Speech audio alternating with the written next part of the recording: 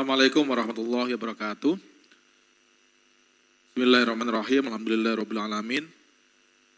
Shalatu wassalamu ala asyrofil anbiya'i wal mursalin, amma ba'du. Mbak Alisa yang saya hormati, Romo Beni, bapak-bapak dan ibu-ibu sekalian, semuanya tidak bisa saya sebutkan satu persatu.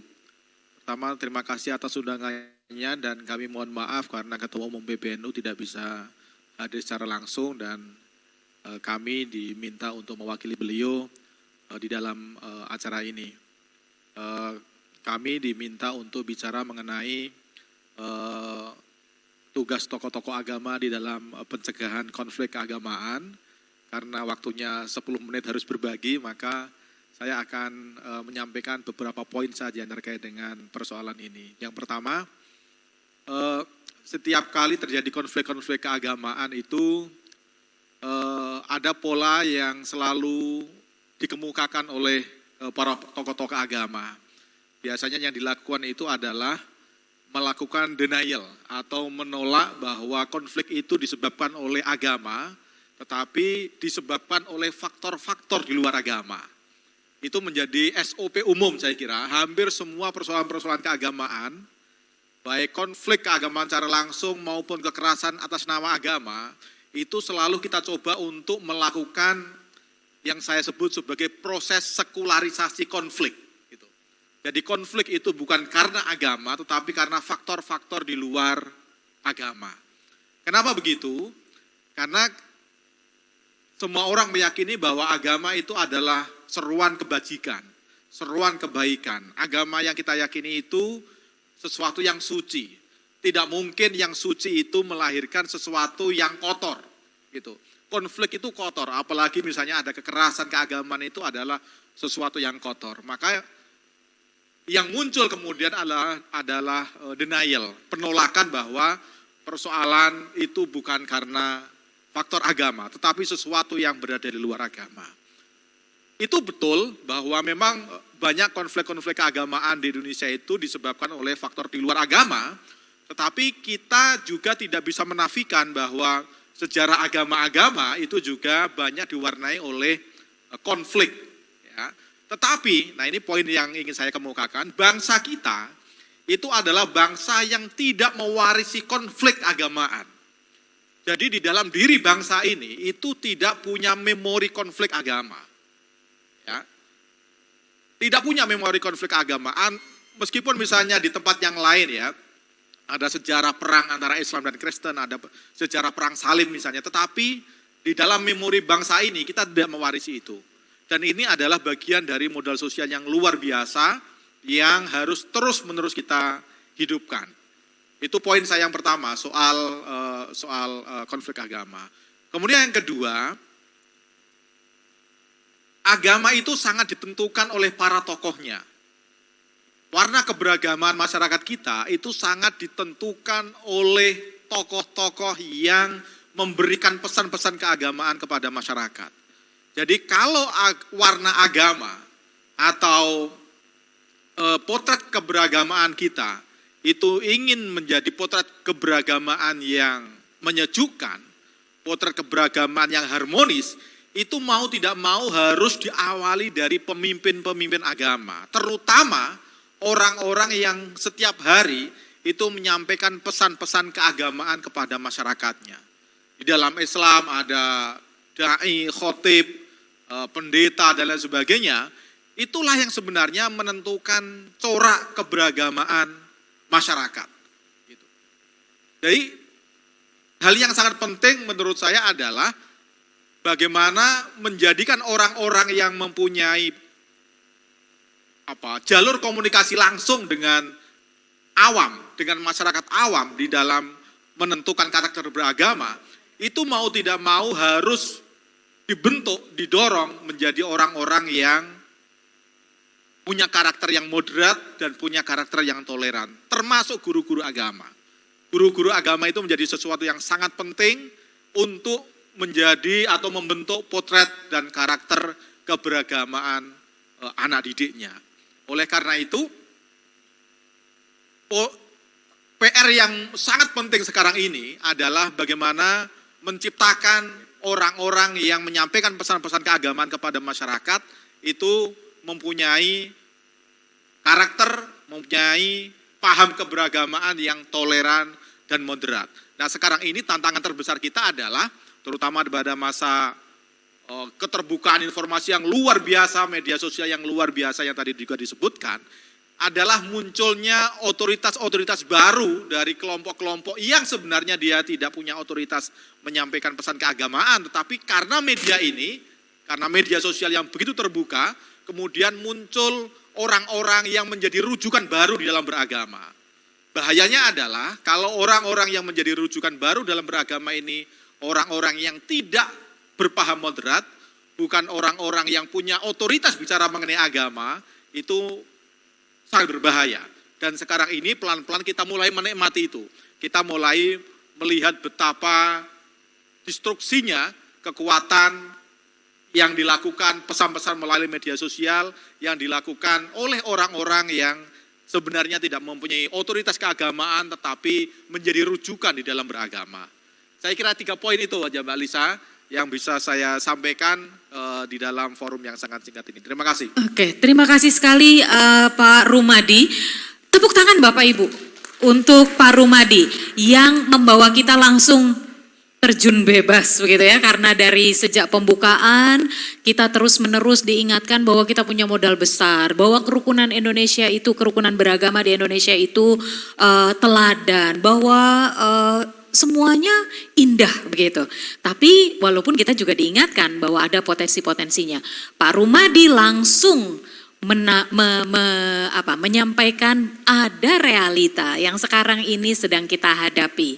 Rupanya tadi saya mendengarkan Pak Rumadi bicara, rupanya Pak The Death of Expertise itu sebuah buku tentang bagaimana era media sosial membuat ekspertis atau keahlian atau kepakaran itu mati ditelan oleh orang-orang yang mampu memanfaatkan media sosial mengalahkan para pakarnya. Kalau saya seorang psikolog keluarga misalnya, banyak sekali di media sosial orang-orang yang tidak kuliah psikologi tapi menawarkan terapi misalnya. Nah rupanya dalam hal pesan-pesan keagamaan juga begitu ya Pak Rumadi ya? Betul Pak. Dan itu berbahaya. Berbahaya sekali dan fenomenanya sudah bisa kita lihat lah. Misalnya ada orang yang baru pindah agama tiba-tiba menjadi rujukan dan diundang kemana-mana untuk menyiarkan agama barunya sambil mencela agama lamanya itu ya. Sesuatu yang luar biasa, berbahaya. Baik. Terima kasih Pak Rumadi. Sangat menggelitik apa yang beliau tawarkan, terutama di bagian awal denial tadi itu. Nah, moga-moga Bapak Ibu sekalian, termasuk yang menyaksikan melalui platform Zoom itu nanti dapat berinteraksi. Sekarang saya persilakan Romo Beni untuk bicara tentang multikulturalisme. Romo bisa dinyalakan dulu, Romo.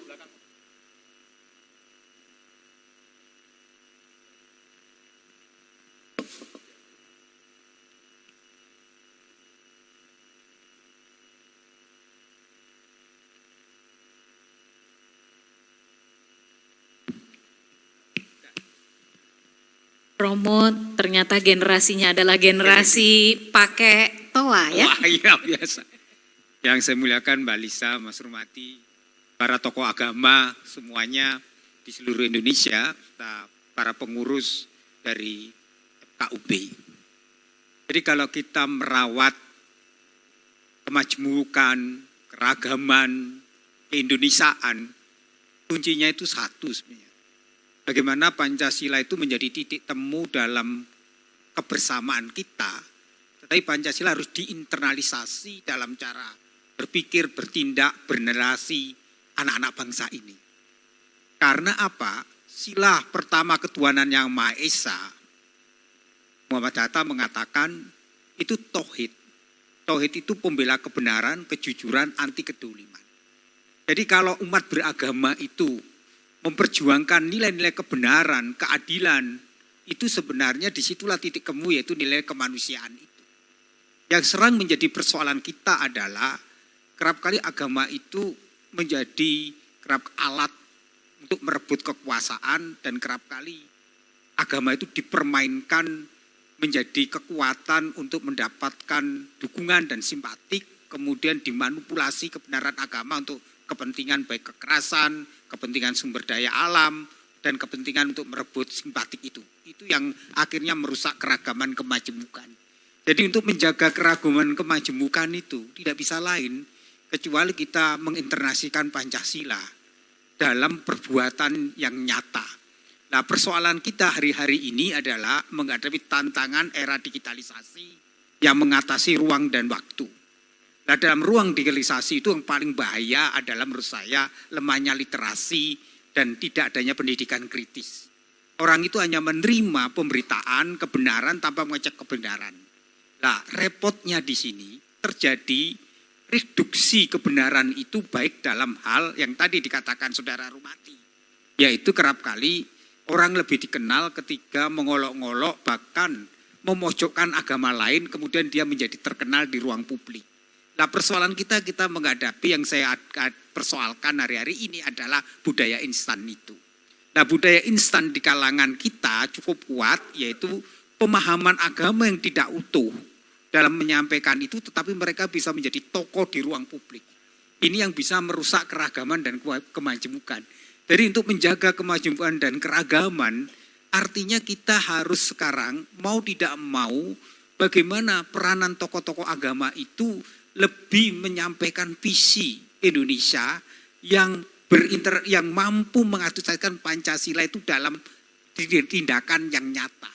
Nah, di sini yang sebenarnya penting FKUB. Karena gini, ketika kita merumuskan PBM pada waktu itu, tujuan dari FKUB itu apa sih? Menjaga, memelihara kerukunan. Dan dari tujuan itu dijelaskan bahwa kepala daerah punya peranan penting. Dari keberhasilan para kepala daerah itu sebenarnya menjaga, memelihara kerukunan. Maka FKUB itu sebenarnya rumah keindonesiaan. Karena dalam FKUB itu tidak ada lagi dominasi. Karena dalam FKUB itu artinya setiap tokoh agama diberi peranan dan tempat, tapi di situ menjadi tempat di mana setiap umat beragama bisa membangun komunikasi. Maka dalam rumusan PBM itu jelas sekali. Tidak mengenal voting, tetapi musyawarah mufakat. Itu sebenarnya menjaga kerukunan. Nah, ketika terjadi persoalan, maka harus diselesaikan oleh yang namanya teman-teman FKUB di tingkat daerah, yaitu di tingkat kabupaten dan kota madya dan di tingkat provinsi. Maka sebenarnya FKUB itu rumah Indonesia. Karena di situ tidak lagi mengenal dominasi. Lah, setiap orang pengurus FKUB itu meninggalkan identitas keagamaan, tapi mereka itu menjadi negarawan. Itu ketika kita merumuskan bersama Kiai Haji Ma'ruf Amin, waktu itu Kiai Haji Ma'ruf menjadi salah satu dari Majelis Ulama, waktu itu dia yaitu menjadi salah satu ketua MUI dalam hal fatwa. Jadi kami berunding sampai Komisi Fatwa waktu itu, Komisi Fatwa, kita berunding waktu itu sampai 12 kali pertemuan. Dan akhirnya lahirlah BBM itu. Jadi sebenarnya rohnya di situ. Jadi kalau kita ingin menjaga, memelihara kerukunan dan kemajemukan, ya FKUB ini. Karena FKUB itu rumah kita bersama, rumah Indonesia. Dan dalam FKUB itu sebenarnya yang diharapkan para pengurusnya itu menjadi negarawan. Lah, mereka itu yang menjaga garda depan nilai Pancasila itu. Jadi para tokoh-tokoh FKUB itu luar biasa. Karena mereka negarawan-negarawan yang tidak sebenarnya, karena FKUB itu tidak ada gaji.